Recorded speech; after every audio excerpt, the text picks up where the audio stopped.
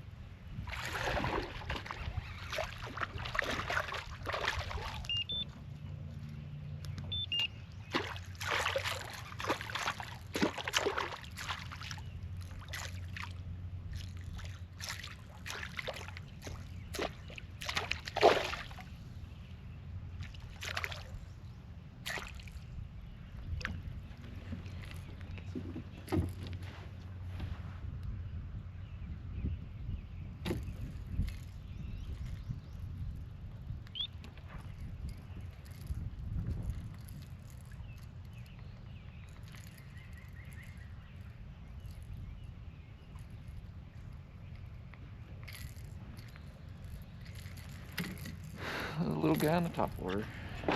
Go.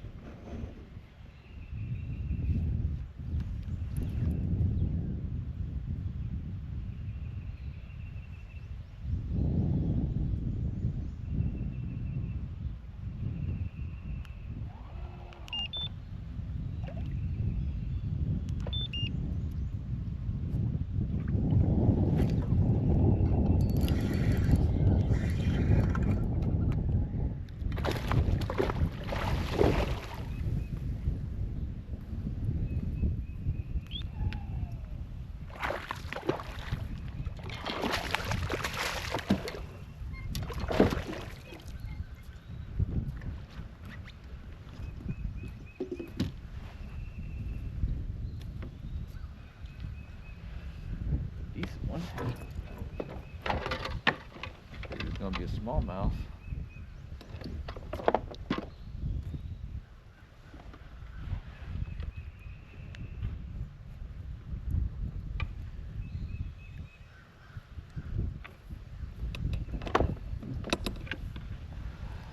$17 3/4 on the Ned.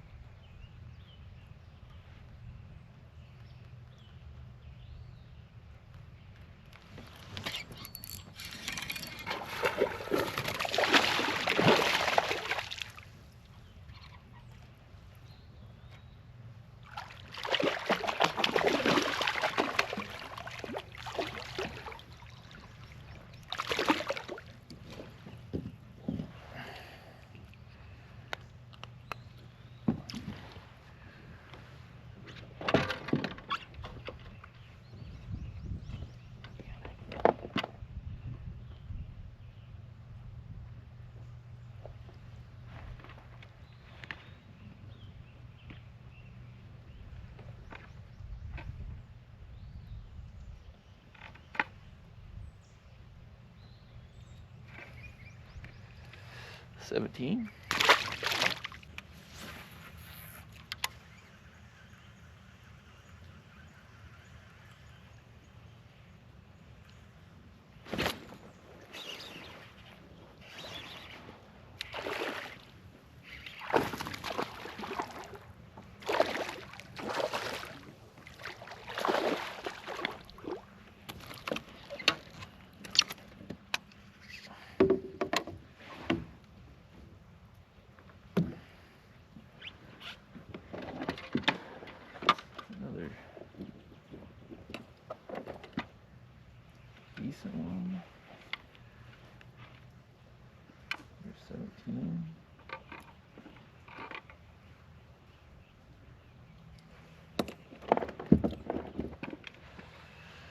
17 on a swim jig.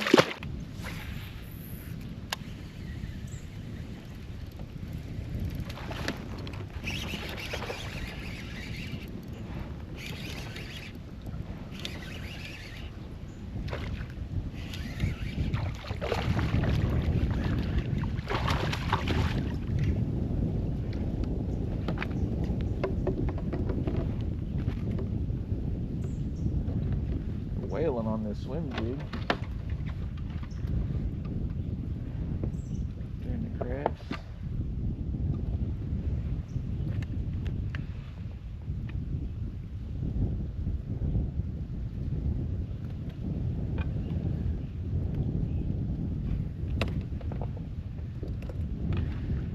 $16 3/4.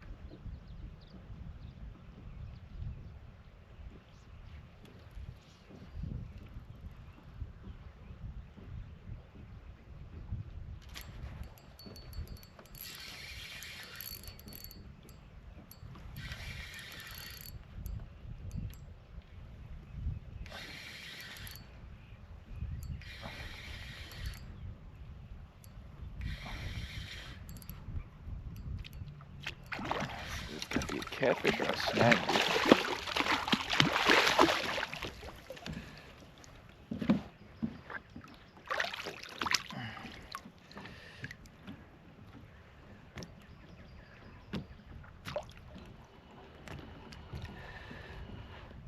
Not what it's after. You don't need live scope when your depth finder looks like that, but I don't think any of them are bass. That's the problem. Go put her.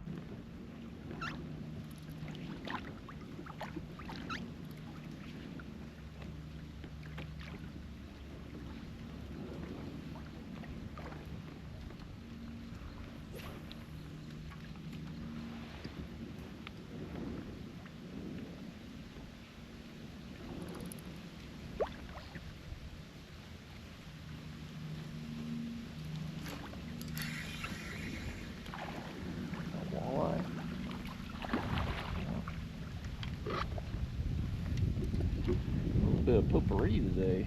Definitely wouldn't expect to catch that right there. GoPro stop.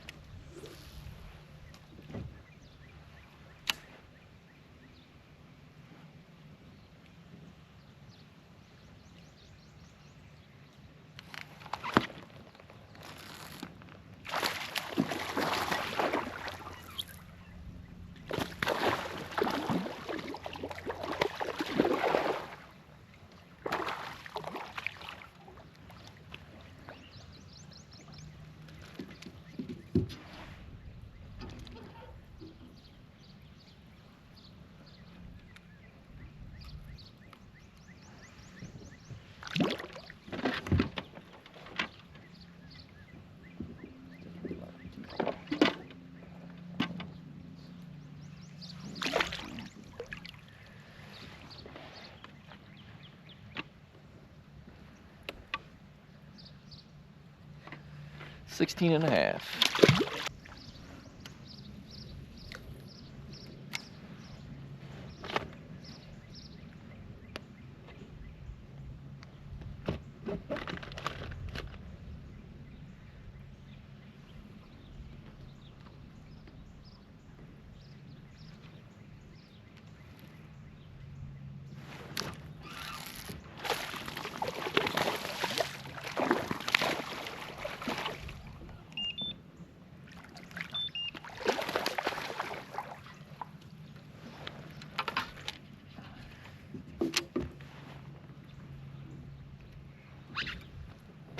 You gotta be where the fish are to catch the fish.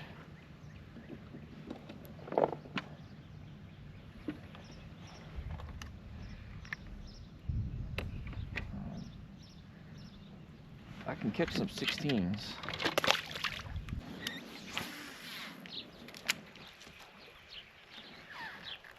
Oh, as soon as I started reeling.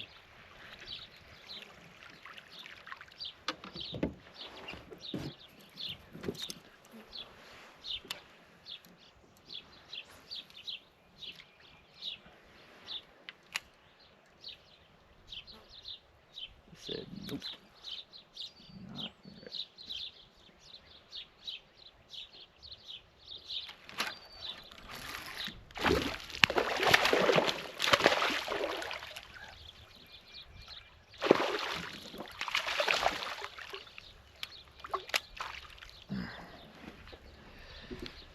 Boy, it's been a minute.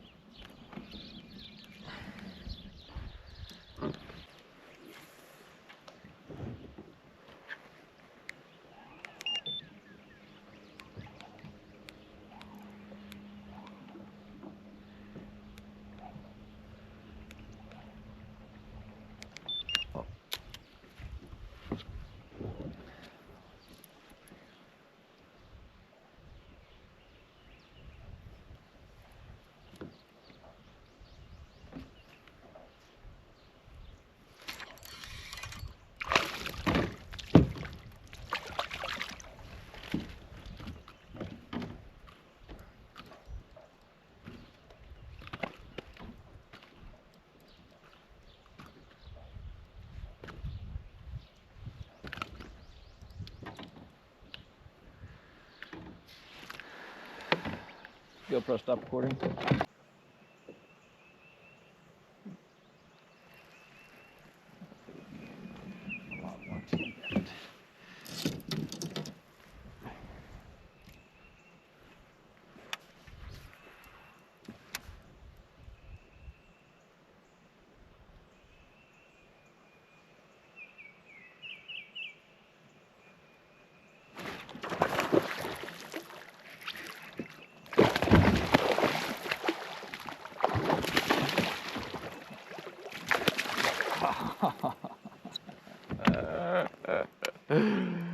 I couldn't help myself.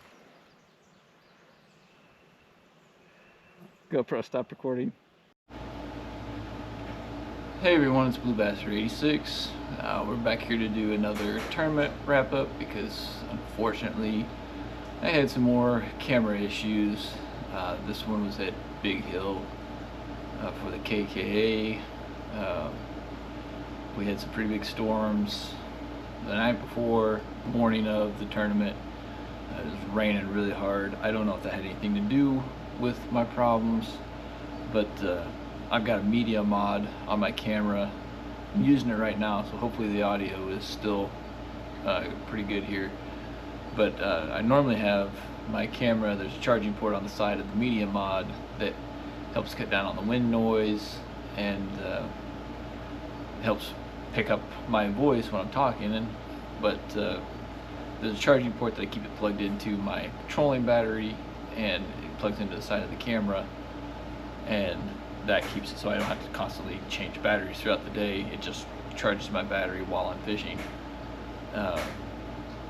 But I guess it was probably an hour into the morning, I smelled something that smelled like electric fire, and when I turned around there was smoke coming out the side of my media mod, and the charging cord was super hot, and it was the side of the media mod was like melting. Not really bad yet, it just a little tiny bit, but obviously I wasn't going to risk my camera, so I just turned it off and let everything cool down. And when I tested later in the day, thankfully my camera still worked. But yeah, that's kind of left me without a way to really use my camera since then, without having to switch batteries constantly, and I don't have any way to charge the batteries while I'm on the water. So I didn't get any video. The first fish I caught was just after I turned my camera off for the day. So and I don't think the audio was working anyways, because when it got super heated, I think it messed with the audio of the camera. But anyways, Big Hill, not a lake I really enjoy fishing very much, although it fishes to my strength. I don't know why. It's just not a lake that appeals to me very much. Obviously I've done well. I won there the last 2 times I fished it. Had high hopes going into it this time with the water being up, but in practice I was doing really good. This is a Berkeley cane walker. was catching a lot of fish on that. I was catching a lot of fish on a swim jig. This is a custom-made swim jig from a member on bassresource.com. I don't fish a swim jig a whole lot, but when I do, it's almost always one that's made by Munkin. This is his screen name on there. He makes beautiful swim jigs, and he makes a lot of really nice baits, but he makes those for me, and they're just awesome baits. I'm just not a big fan of swim jigs. I know they're really popular, but it's not something I like. Bladed jigs so much that that's typically what I reach for. But the water was up into the weeds, and I tried a bladed jig, and they were just eating the swim jig better. So I went with that, and I was also picking off a lot of fish with the Z-Man bang stick, just a black blue bang stick, and I've got that rigged, pegged with a 1/8 ounce bullet weight on a 4/0 owner cover shot hook, and I was fishing that on the 15-pound Seagore Tatsu. And this is the rod and reel I was using. That's a Daiwa Zillion 9-to-1, and the rod's Kistler Helium. It's a 7.3 light medium heavy Kistler Helium. It's a pretty light rod. I don't fish this in any real heavy cover, but fishing that light Texas rig works really well. So in practice, I had high 80 inches, and I didn't really try all that hard. I was pretty much just picking them up. I had it figured out pretty well where the fish were, I felt like. It just, once the sun came up, it shut off really hard. So it kind of felt like you had to get them early, or it had to be cloudy, which, you know, I didn't get out there first thing in the morning for practice, and then it was supposed to be cloudy the next day. So I thought we were going to be good. But we started 30 minutes. We had a 30-minute delay because of the weather. I don't think that really had a big factor on me not having the morning bite I expected. But I noticed one of the, I guess it was probably an hour and a half into the morning, I came to a spot where I'd caught a fish the day before off of a log, and the log was a lot further out of the water than it was the day before. So they had dropped a lot of water out of the lake, and that will pull fish off the bank and make fishing difficult, and it did. I never had a bite on top water. I had one fish just half-heartedly swirl at that swim bait, but it was that bang stick. It was the only thing I could get bit on all day, and I was just going down, fishing all the wood and fishing the grass lines, and I had to fish really slow, just bumping it back as slow as I could. The bites were really light.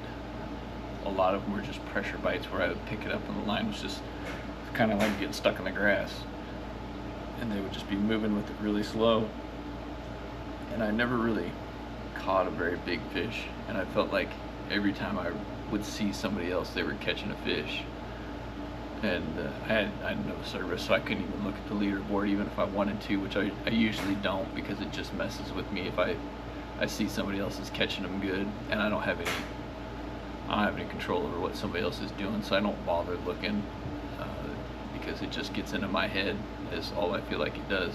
It doesn't help me any to know what other people are doing.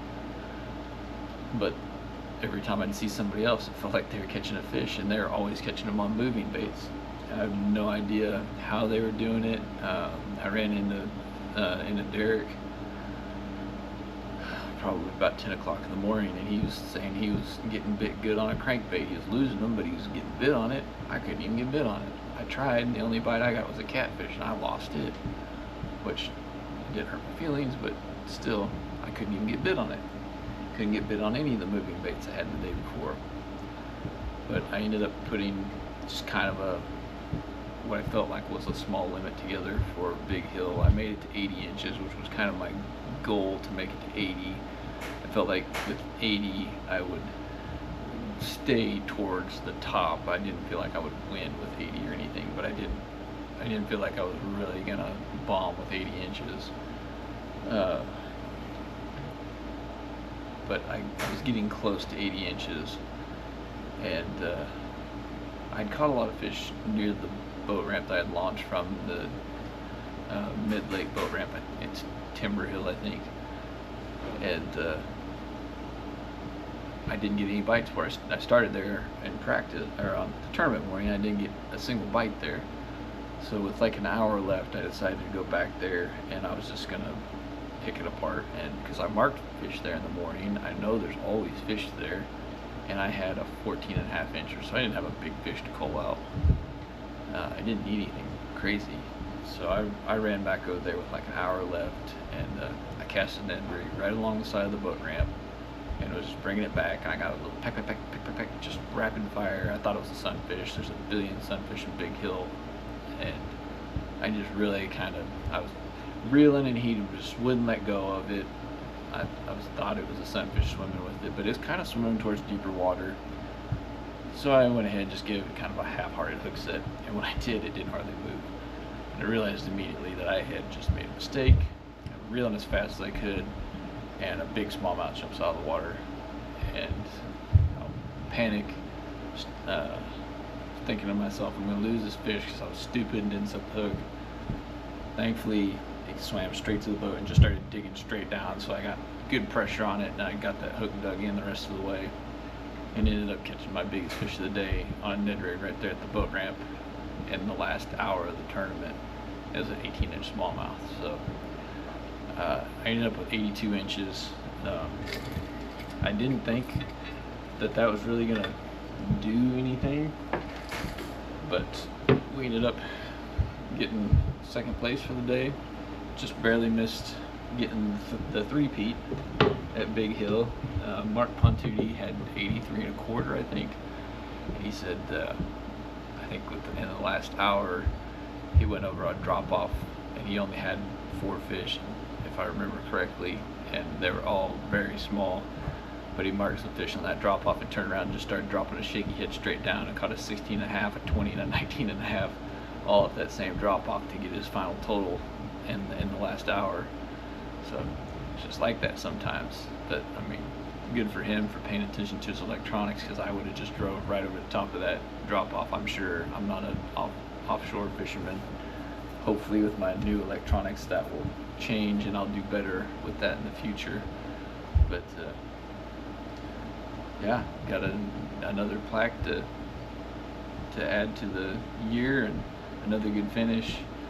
The next one is a road runner at, we can fish Cedar Creek, Lake Fort Scott, or Bone Creek, and I'm not real sure where I'm going to fish yet. I was hoping to get down to one of them this weekend, but the wind's supposed to be blowing over 30 miles an hour both days, so that's probably not going to happen, since they pretty much, well, 2 of them face north and south, and the one that doesn't is full of trees. 2 of them are full of trees, but not real conducive to fishing in strong winds. So probably won't make it to them this weekend. But yeah, hopefully I'll hear something from GoPro pretty soon, and I can try to get a new media mod. Otherwise, I guess I'm just gonna have to bite the bullet and get a new one, buy a new one. I'm hoping they'll replace it, since I didn't do anything different than I've been doing with it for over a year now, and it just almost caught fire. Thankfully it didn't burn my camera up. But I'll try to do some other, I guess, videos in the garage or something, because I got my new live scope that I'm trying to learn. Not good with electronics, so it's going to take me a while. I've used it twice now, and I did catch a fish with it this last weekend. Found a brush pile that I wouldn't have never known was there if I hadn't had the live scope, and caught a fish out of it. That was pretty cool. That's kind of what I got it for.